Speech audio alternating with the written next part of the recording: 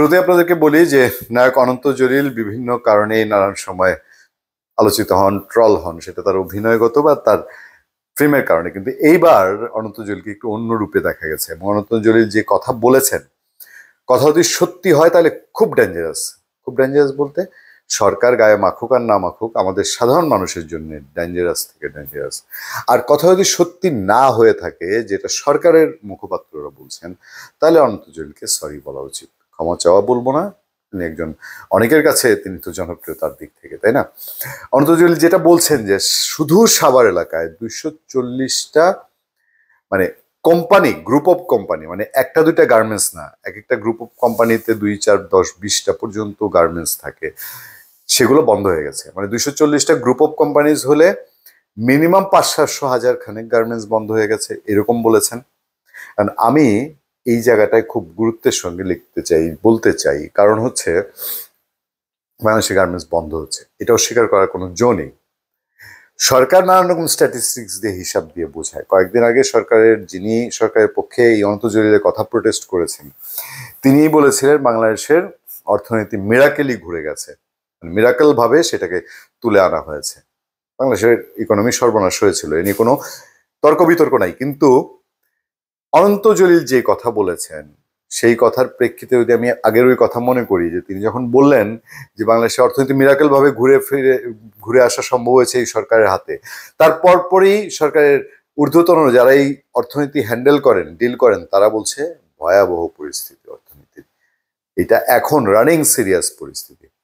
আর দেশের মানুষ অত অর্থনীতি না বুঝলেও, জিডিপি ফিডিপি এই সেই মুদ্রাস্ফীতি মূল্যস্ফীতি এগুলা না বুঝলেও তারা ডিরেক্ট খেলাটা খুব বুঝে, জিনিসের দাম কি বাড়লো না বাড়লো। যাই হোক, অনন্ত জলিলের কথার আমি 240 গ্রুপ অফ কোম্পানিজ বন্ধ হওয়া কিন্তু চারটিখানি কথা না, অনেক বিশাল ব্যাপার। সুতরাং ওনার এই কথাটা শুনে আমার কাছে টাসকি লেগেছিল। একটুখানি অর্থনৈতিক বা পরিসংখ্যানগত তথ্যগত কোনো গ্যাপ আছে কিনা।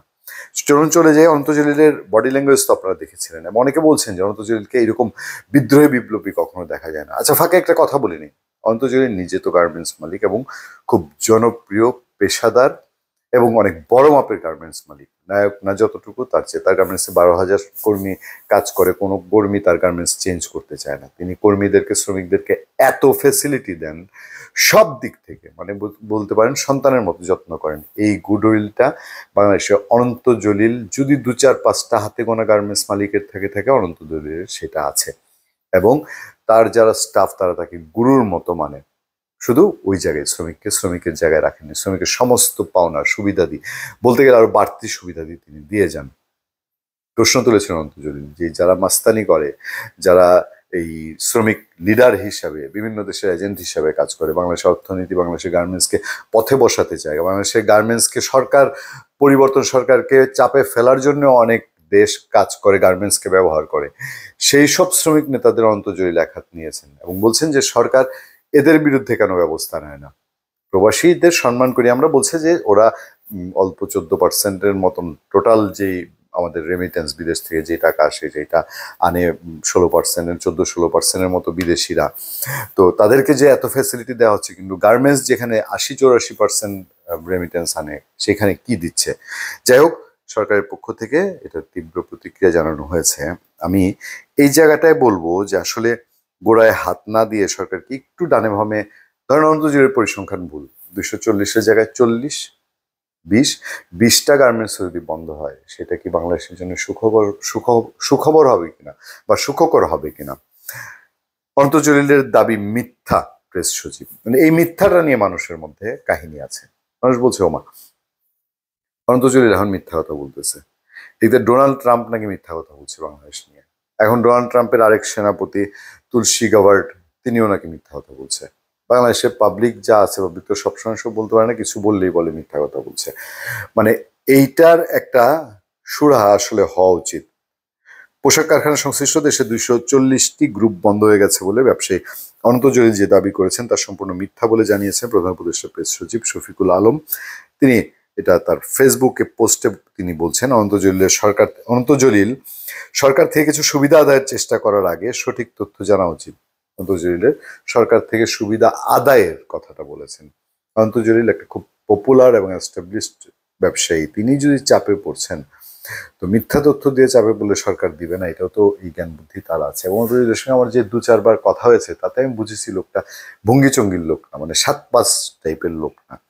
পোশাক কারখানায় 240টি গ্রুপ বন্ধ হয়ে গেছে বলে তার যে দাবি তা সম্পূর্ণ মিথ্যা। এছাড়া বাংলাদেশি কারখানা প্রতিদিন বন্ধ হয়ে যাচ্ছে, সেটিও অসত্য। হাজার হাজার মানুষ চাকরি হারিয়েছে বলে তার দাবি, সেটিও ভুল তথ্য। সব মিথ্যা আর মিথ্যা। প্রেস সচিব বলেন, প্রকৃত তথ্য হলো গত 7 মাসে বাংলাদেশের রপ্তানি 11% বৃদ্ধি পেয়েছে। প্রকৃত তথ্য জানতে চাই যে কয়টা বন্ধ হয়েছে, বা টোটালি একটাও বন্ধ হয়নি, এইটা না জানতে চেয়েছি। ওই মোটা দাগের অর্থনীতি বুঝাইতে গেলে তো আমাদের মাথা খারাপ হয়ে যায়। স্থানীয় প্রশাসন ও শিল্প পুলিশ রিপোর্ট অনুযায়ী এই সপ্তাহে গাজীপুর, আশুলিয়া ও সাভারে প্রায় 99% কারখানা খোলা ছিল। বন্ধ হয়েছে কয়টা, যে এইগুলা চালু আছে সেগুলা তো খোলা ছিল, আচ্ছা বুঝলাম, সেটা মানলাম। আমরা তো অন্তর্জুলের পুরো তথ্য বিশ্বাস করছি না, আমাদের কাছেও খটকা লাগছে। আমরা একটু ধাক্কা খাচ্ছি যে এত গ্রুপ অফ কোম্পানিজ বন্ধ হয়ে, শত শত গার্মেন্টস বন্ধ হয়ে যাওয়া, এতটা হয়তো অনন্ত জলিলের কাছে তথ্য পৌঁছেছে কিনা। সরকারের দাবি মিথ্যা হলে অনন্ত জলিলকে তার তথ্য পরিসংখ্যান উপস্থাপন করার জন্য অনুরোধ জানান শফিকুল আলম। আমিও মনে করি এই বিষয়টা ক্লিয়ার হওয়া দরকার, আর নাহলে আটকা করে তলা ফোটা বাংলাদেশ যদি দেখে কেউ, একটা অস্থিতিশীল পরিস্থিতি তৈরি হবে, যেটা শেখ হাসিনা চলে যাওয়ার পরে দেখা গেছে। মানুষ এতটা বিশ্বাস করেনি, এইভাবে শুনতো, মানুষ বুঝতো টাকা যাচ্ছে টাকা যাচ্ছে, কিন্তু প্রায় ফুটা হয়ে গেছে। এইটা বুঝতে তো বাংলাদেশের মানুষের সময় লেগেছে, তাই না? ধন্যবাদ সবাইকে, ভালো থাকবেন, সুস্থ থাকবেন। সত্য, করুণা এবং সহনশীলতার সাথে আপনার সাথে আমি আতিক রহমান, পূর্ণিয়া।